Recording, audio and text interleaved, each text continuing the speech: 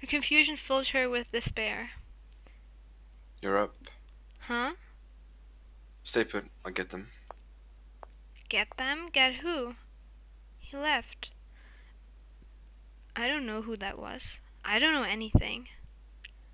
Hello, Senorina. How are you feeling? Hey, Mr. Karamia, Mr. Curry. I see you've learned our names, even though you don't seem to know your own. Huh? You don't remember? Is that true, Senorina? Senorita? Yes. See, isn't that what I just said? You lie on occasion, I can't just take your word for it. That is not true. Oh. My, how unusual defending me, Axel. It's not just on occasion, you lie all the time. Kyrie. Haha, that's true. Karamia sat down on the table next to the couch. If a Kitty. Kyrie. No, it's Kyrie. No, It's like Kyrie Irving. No, I think it's Kitty. Kyrie Irving. Okay? Really good basketball player. Kyrie. That's what I'm saying. But it's a Says it's Japanese game, it's not a fucking American game. But I'm saying it how I prefer to say it, okay? This is my character, right? Right? Yes. Not only do you not know your name, but you're not a villager either. Indeed, I looked for a mark, but I couldn't find one. Villager? Mark? Do you not know how this town works? Sorry. No worries, you can always learn the things you don't know. Don't be so prickly, Axel. We have so many things to do and so little time, but I guess we ought to start by introducing ourselves in this town. Several family control this town. We are family Oz. Our Don is Karamia. The Don? Is that the most important person in the family? Family. Famigilia? This is like for some odd reason they're mixing like Italian into it, I think. Oh, because of Oz. But I think they say like the senorita thing wrong because they just don't know it, maybe, you know, because it's... Close enough. I'd never have guessed. Pardon my rudeness. Now that you mention it. What did we say before? The Don, is that the most important person in the family? Close enough. Pardon my rudeness, maybe? No, just the top one. I never would have guessed, Mr. Oh no, that we like dissed him. Ooh, what did I do? Oh. No, what? How's that this? I wouldn't have never known that he's really important, you know? Hmm? I would have never guessed Mr. Karamio was the Don. I'm inclined to agree. There's nothing dignifying about him. He's just a brash and reckless. Oh, come on now, you two. We're singing your praises, so please don't take offense. On what planet would that be a praise? Oh, what is it? Oh, sorry, the way you bicker is just kind of funny. I couldn't help myself. I see. Well, I'm glad we could make you laugh. This is a much better look for you than the gloomy face you were making. Huh? Oh boy, Carrie. Doing this thing again. Huh, disgusting. His thing? What's that? Our consigliere, our number 2 is Kyrie. If you need help with anything, he'll lend you a hand. I hate having to do annoying things and work for strangers, though. But it is my job, so I'll do something to help. Kitty seems like a kind person, but he doesn't hesitate to speak his mind either. If Karami is number 1 and Kitty is number 2, does that mean Mr. Axel's number 3? No, he's like a butler, right? That's none of your business. Oh, I'm sorry. Axel, didn't I tell you to cut that out? Yes, but this girl isn't a part of a family. It's kind of funny when Mr. You must always obey the Don violates his own policy. I'm the Caprogime, that's all I'm saying. Thank you very much.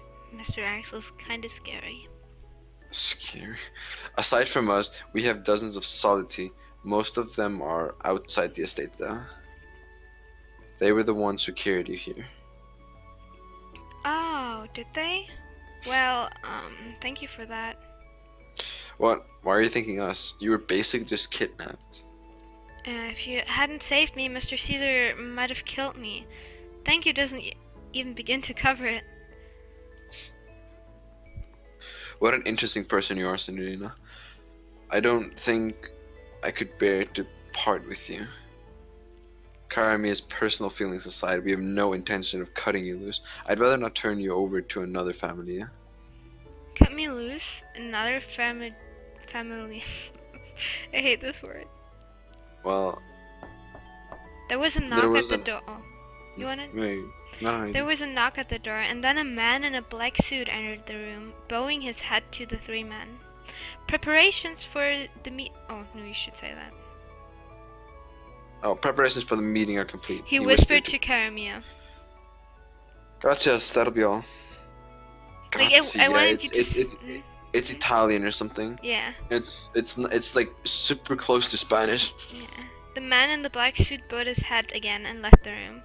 Kiri gazed at her as he picked up his hat from the table. We can kill two birds with one stone if we introduce the other family to you at the meeting. Now let's go. Let's just call them family, okay? We're going out. Cookie? Yeah, but there's one thing we need to do first. Something we need to do. We need to give the Signorina a name. We can't just call her that, can we? We just need something to call her until her memory comes back. Could you just pick something? Signorina? Huh, me? You don't want us to be picking any old name, right? You need a name you like. Let's say I can't think. What do we take? You decide. You want to get called like something, or do you want just the game to have a default name? Well then, let me see. Can't think of anything? Well, how about Fuka? What does it mean?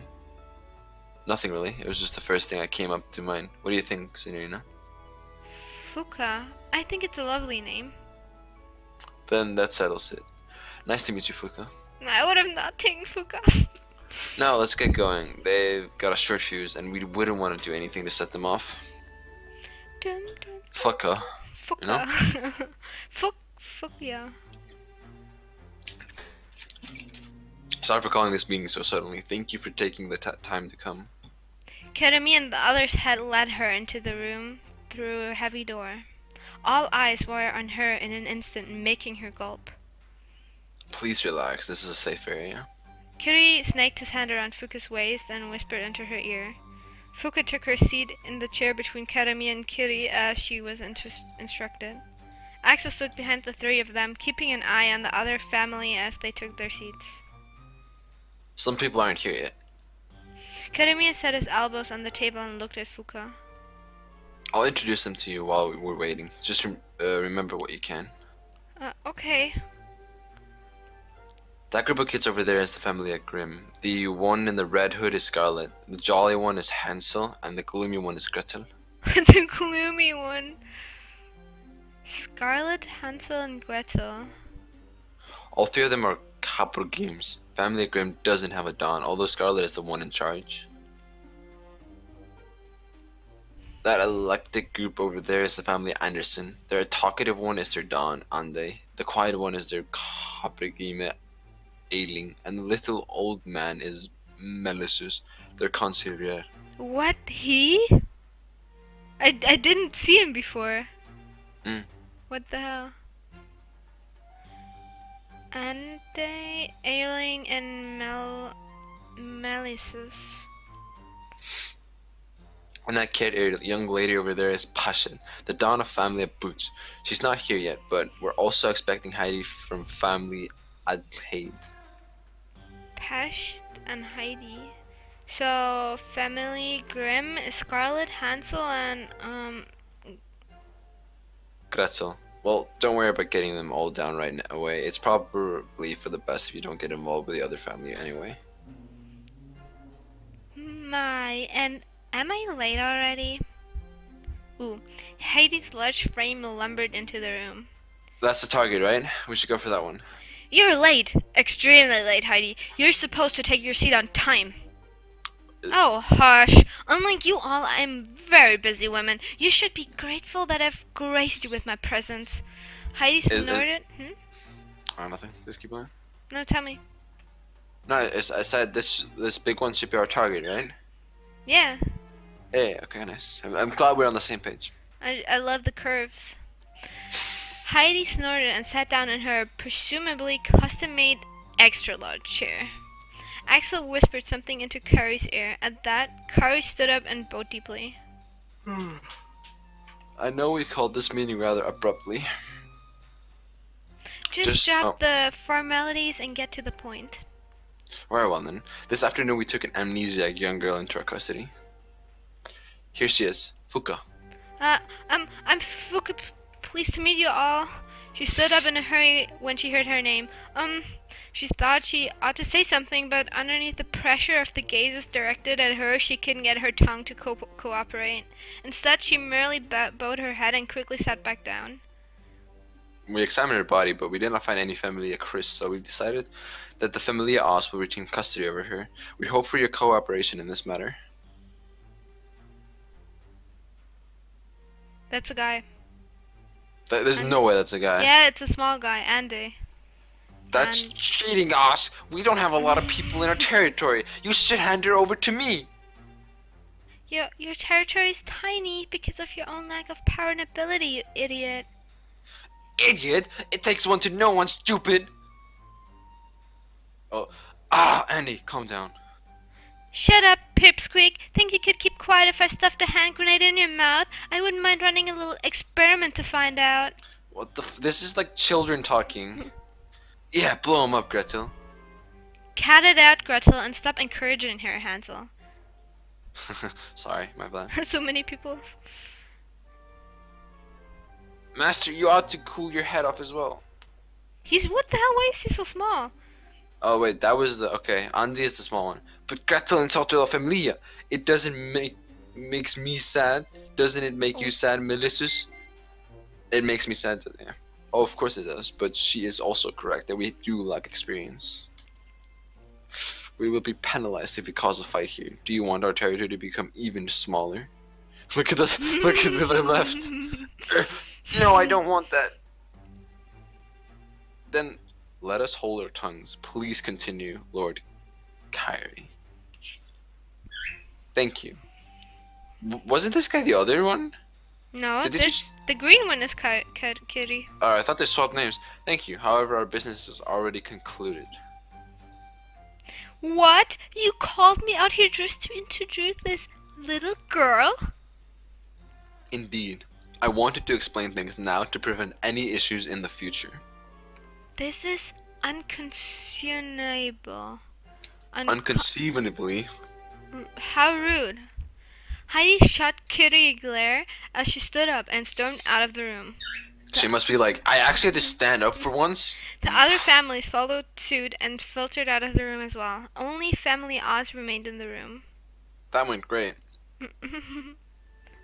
Miss Heidi sure was upset. Oh, she wasn't.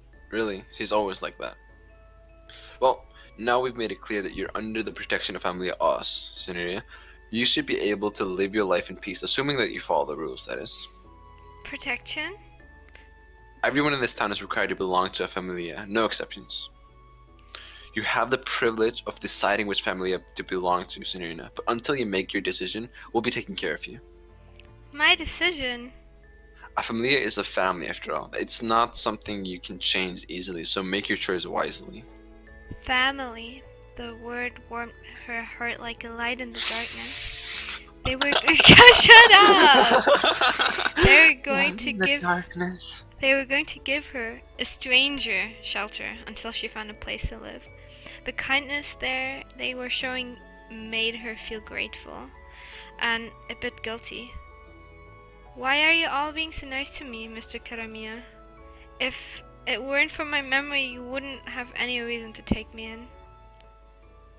You have no need to worry. You don't decide whether you're valuable. You don't decide whether you're valuable to us. We do. So please just let us be of use to you until you figure out what where you're going. Now, Kyrie, why do you have to be so fuzzy? No, Axel, what word am I looking for? Don't put that on me. It's annoying. Well, anyway, we're done here, so let's get going. Are we going back to the mansion? Yes and no.